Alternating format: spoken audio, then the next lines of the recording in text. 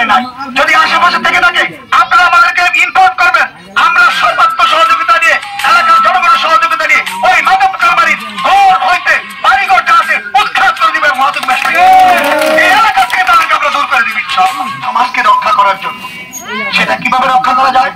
মাদককে না বলুন, যুব সমাজ রক্ষা করুন।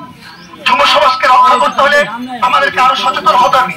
এই মাদক কারবারিদের কঠোরভাবে নির্মূল করতে হবে। কঠোরভাবে নির্মূল করতে হলে আমাদের সর্বাত্মক সবার সহযোগিতার দরকার।